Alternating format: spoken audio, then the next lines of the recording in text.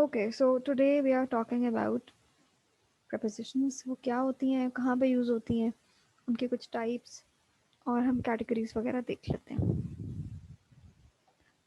पहला सवाल तो ये है कि जी prepositions क्या होती हैं। ये एक ऐसा वर्ड है जो कि दूसरे वर्ड्स को लिंक करने में हमारी हेल्प करता है, ठीक है।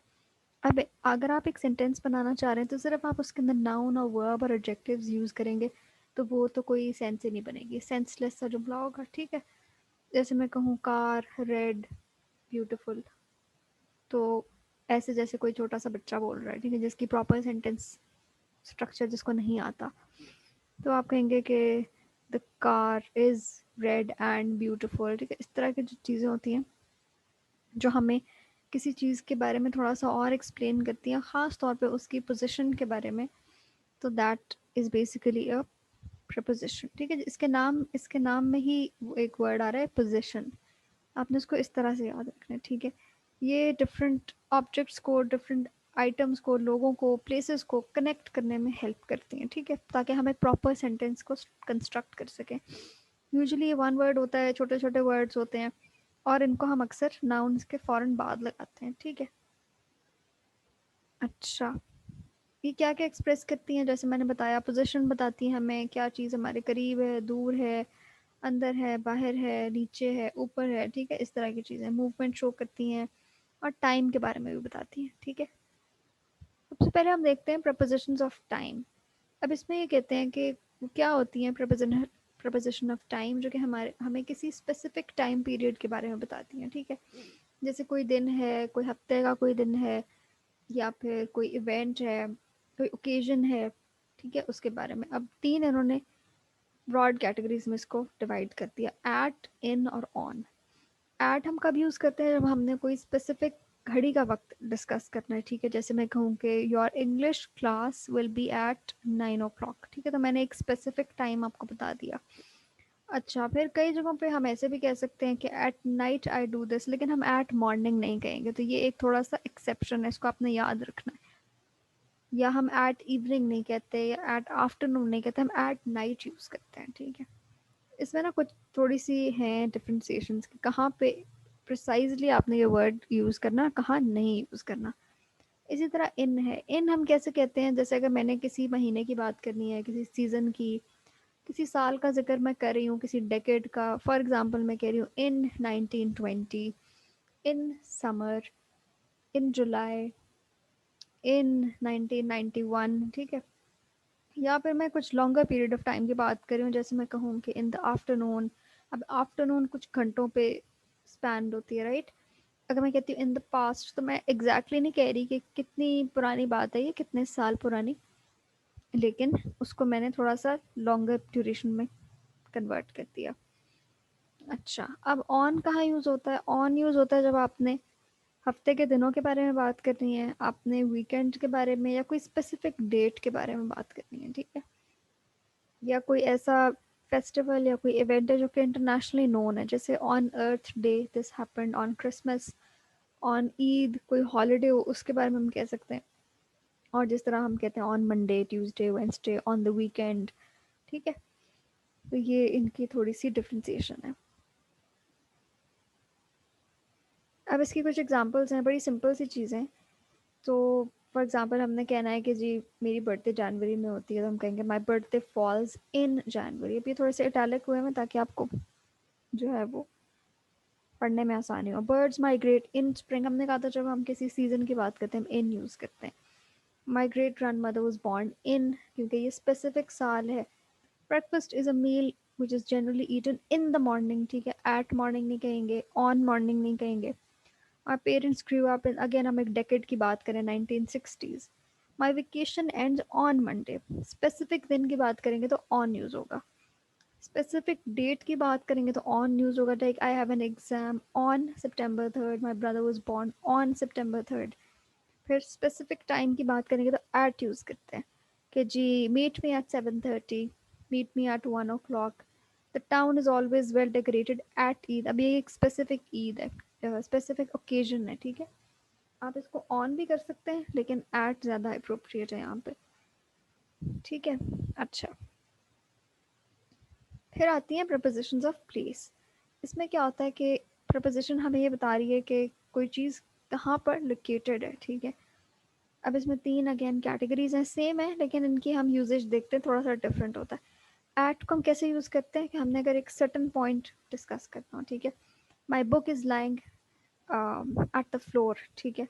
इसको हम इस तरह कह सकते हैं, सॉरी, ऑन हम यूज़ करेंगे किसी भी सर्फेस के लिए, जैसे on the table, on the floor, on the desk, on the bed, ठीक है। इन हम यूज़ करेंगे अगर हम एक इनक्लोज जगह की बात करेंगे, in a room, in a class, in the kitchen, in the library, या हम जो एलिवेटर होता है उसको भी हम ये कहेंगे कि I M in the elevator, ठीक है। एट अगर मैंने कहना है तो जैसे हम कह सकते हैं कि जी इट्स एट होम, ठीक है। My book is at home, she is at home, she is at the college, ठीक है। तो एट हम किसी सर्टन उसकी बात करें, कुछ पर्टिकुलर जगह है। और इन हम बात करें अगर हम किसी एनक्लोज जगह की बात करें, कोई कमरा है। इन द हॉस्पिटल भी हो सकता है, एट द हॉस्पिटल भी हो सकता है, डिपेंड करे थोड़ा सा कि आप सेंटेंस कैसा कंस्ट्रक्ट कर रहे हो, ठीक है। और ऑन हो जाएगा जब हम एक सरफेस की बात करें। एग्जाम्पल्स हम इसकी देखते हैं। We spent quite evening at home. अब इन होम भी आप सोच सकते हैं कि भी घर भी तो इनक्लोज होता है ना, लेकिन ज़्यादा अप्रोप्रिएट है कि आप उसको एट यूज़ करें। इन जो है ना वो एक स्पेसिफिक इनक्लोज एक कमरे के लिए आप इन कह सकते हैं, या किचन में आप इन कह सकते हैं। जिस तरह उन्होंने यहाँ गार्डन में लिख दिया कि I am growing tomatoes in my garden, तो इसमें आप एट माई गार्डन नहीं कहोगे। मारिया वॉज बॉर्न इन पेशावर, शहरों की बात करते हैं तो आप इन यूज़ करते हैं। I was so tired that I took a nap in the car, ठीक है। कार एक अगेन इनक्लोज्ड स्पेस है। In the bus, in the taxi, please place the bouquet on the table. अब एक फ्लैट सर्फेस है तो हम on use करेंगे। व्हाट्स ऑन द मेन्यू, अच्छा इसमें हम ये भी कह सकते हैं व्हाट्स इन द मेन्यू, लेकिन ऑन द मेन्यू का मतलब है कि मेन्यू कोई एक पर्टिकुलर, जिस तरह एक बुकलेट सी होती है उसकी बात कर रहे हैं, ठीक है। और I waited for you at the shop, at the bus stop. ये इनके थोड़े से यूजेस की बात हो गई, ठीक है। अब यहाँ पे कुछ लिस्ट है दी गई जो कि हमें बताती है कि कौन से ऐसे वर्ड्स हैं जिनको मज़ीद एलैबोरेट करने के लिए हम प्रपोजिशंस यूज़ करते हैं, ठीक है। To, for, from, on, about, with, ये चंद एक हैं, और भी बहुत सारी होती हैं। आप इनकी लिस्ट सर्च करें या किसी भी किताब, ग्रामर की कोई बुक हो, आप उससे अगर कंसल्ट करना चाहते हैं, इंटरनेट भरा पड़ा है प्रपोजिशंस की लिस्ट से, आप उनको भी देख सकते हैं। प्रैक्टिस करें इनको सेंटेंसेस में यूज़ करने की, तो आपको ज़्यादा बेहतर समझ आएगी इनकी, ठीक है। अब जैसे ये वर्ड्स हैं, अडेप्ट करना किसी चीज़ से, add to, agree to, I agree to this idea, ठीक है। You should apologize to me. इस तरह करके आप जुमले बनाएंगे ना तो आपको समझ आने लग जाएगी, ठीक है। इसी तरह फॉर कैसे यूज़ होता है, जिस तरह हम किसी चीज़ के लिए कोई काम करें, we are applying for a job, हम जॉब के लिए अप्लाई करें। We are asking for something, हम किसी चीज़ के लिए मांग रहे हैं, कुछ मांग रहे हैं, ठीक है। तो इस तरह से इनका यूजेज होता है। फ्रॉम में क्या होता है कि एब्सटेन फ्रॉम, किसी चीज़ से हम दूर रह रहे हैं। बोरो फ्रॉम, किसी से हम कुछ मांग रहे हैं। हाइड फ्रॉम, किसी से छुप रहे हैं। तो इनकी ये सेंस बनती है, ठीक है। इसी तरह आगे जाके हैं एग्री ऑन, बेस ऑन, ये किसी पे, किसी बात पे हम अग्री कर रहे हैं। ब्लेम ऑन, किसी को हम ब्लेम कर रहे हैं, ठीक है। डोंट ब्लेम ऑन मी जैसे हम कहते हैं। कमेंट ऑन, किसी टॉपिक पे, किसी डिस्कशन पे हम कमेंट दे रहे हैं। तो इनका इस तरह से यूजेज बन जाता है, ठीक है। अबाउट में क्या होता है जी, आर्ग्यू अबाउट, किसी बात के बारे में हम अपनी कोई राय दे रहे हैं। Ask about, talk about, care about, ठीक है। Decide about, dream about. About में थोड़ा सा हमने उसको ज़्यादा एक एलैबोरेट कर दिया कि हम इस चीज़ के बारे में अक्सर सोचते रहते हैं। लाफ अबाउट, नो अबाउट, जैसे हम कहते हैं do you know about this and that, तो या what do you think about my plan, ठीक है। अच्छा, फिर विद आ गया। विद में किस तरह होता है कि आप किसी चीज़ के साथ एसोसिएट हो रहे, यू एग्री विद, आप किसी आइडिया के साथ मुत्तफिक हो, ठीक है। इसी तरह कोलाइड विद, किसी चीज़ के साथ आपकी टक्कर हो गई। कंफ्यूज विद, आप किसी चीज़ को किसी और चीज़ के साथ कंफ्यूज कर रहे हो, ठीक है। विद ऑब्वियसली साथ के सेंस में हम लेते हैं उसको। अच्छा, आगे देख लेते हैं इस तरह की और भी लिस्ट्स हैं, एट, आउट, इन, बाय और ऑन। अच्छा, अब ये तो बड़े बेसिक से प्रपोजिशंस है, ठीक है। इनको हम कैसे देखते हैं। आउट जो है ना वो अक्सर ऑफ के साथ होता है, जैसे out of breath, out of step, out of context. कोई बंदा कॉन्टेक्स्ट से बाहर जा रहा हो तो हम कहेंगे आप ये बात थोड़ी सी आउट ऑफ कॉन्टेक्स्ट कर रहे हैं, ठीक है। या एक बंदा जो है वो कोई काम कर रहा है बिकॉज वो जेलस है, तुम कह सकते हैं he is doing this out of jealousy, ठीक है। इस तरह से हम इनको यूज करते हैं। अच्छा जी, ये हो गए, आगे चलते हैं।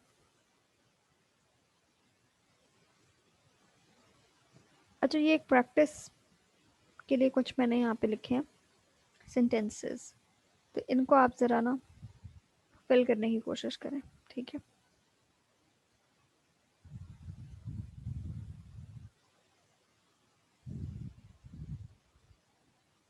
अनम्यूट करके कर लें या चैट में कर लें, जैसे भी।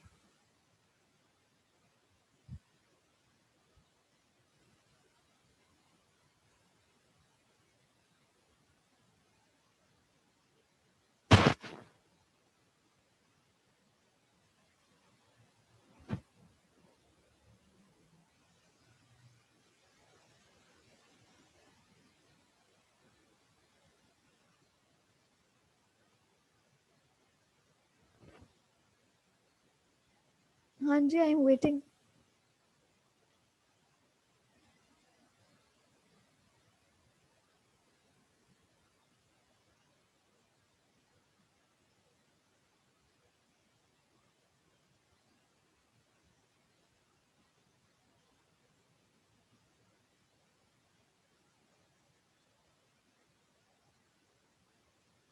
लिखते जाएं।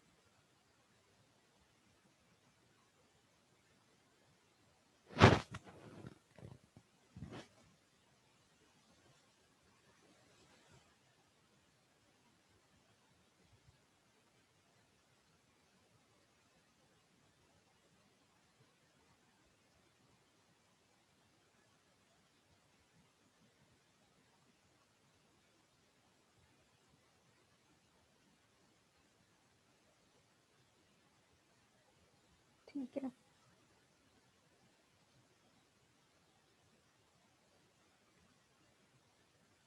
हम्म, अभी चेक करते हैं इनको।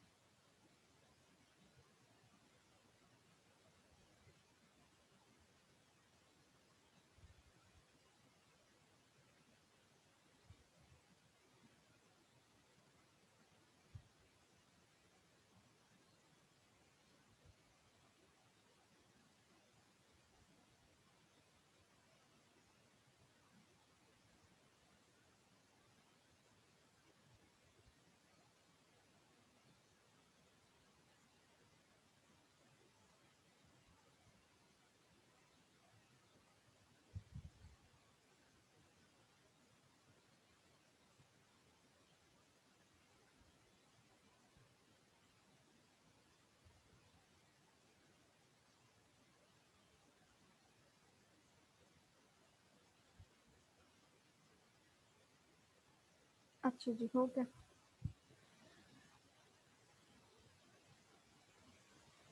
ठीक है, अब मैं आपसे आंसर्स शेयर करती हूँ, आप खुद चेक कर लें क्या आपने सही किया क्या नहीं।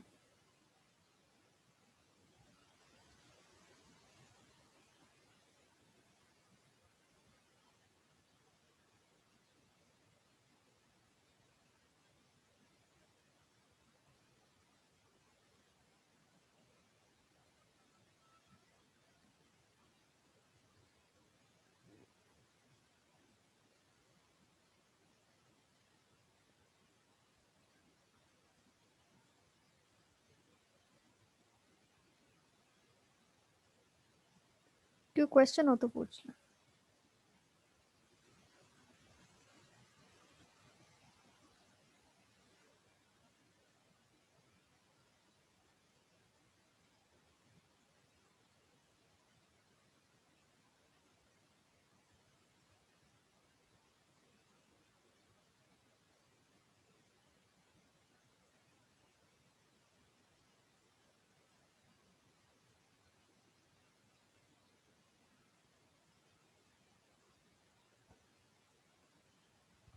हाँ जी, समझ में आया कुछ।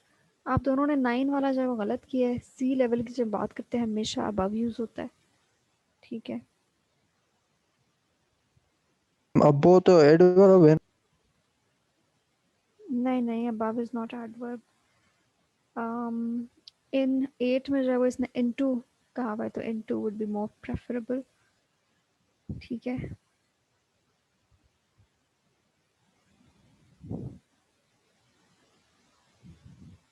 मैम ये रिवर वाला अक्रॉस पॉइंट है। हाँ जी, रिवर वाला जो है क्रॉस है।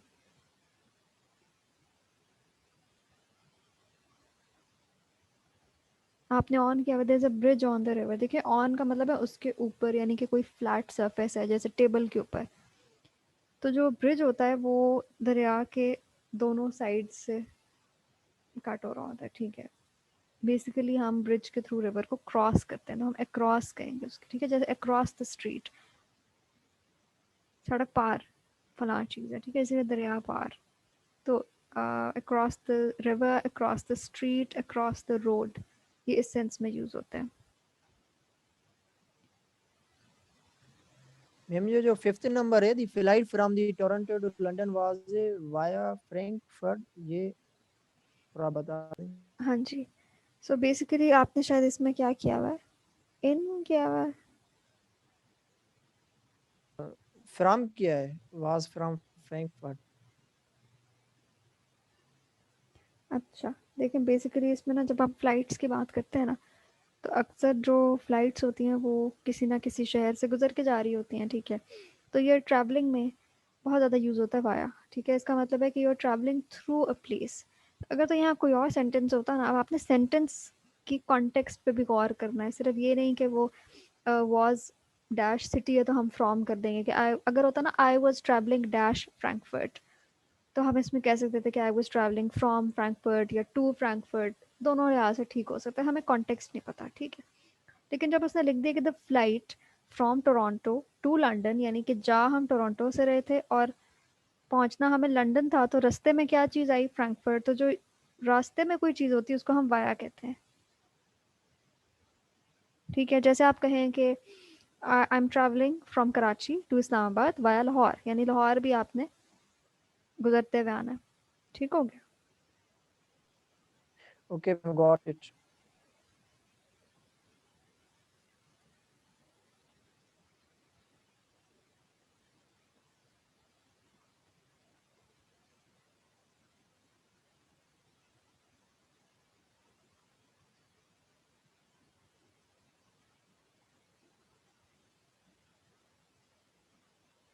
ये मैम जो ऐसे हम बनाए वो आपसे चेक करवा सकते हैं। जी जी बिल्कुल। मैम मैं जो टॉपिक्स आपने बताई थी उसके हिसाब से ही बनवाए। आप अपने किसी मर्जी के टॉपिक पे बना लें, कोई मसला नहीं। जो आपका टॉपिक प्रिपेयर्ड आप उस पर कर लें।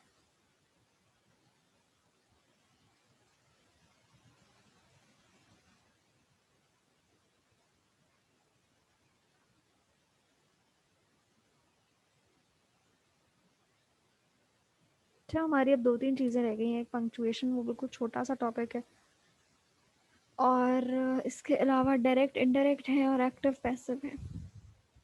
वो भी इसी तरह हम प्रैक्टिस करेंगे तो ज़्यादा बेहतर समझ में आएंगे। ठीक है, तो इंशाल्लाह नेक्स्ट वीक में हम 2 क्लासेस रख लेंगे ताकि इसको फिर वाइंड अप करें।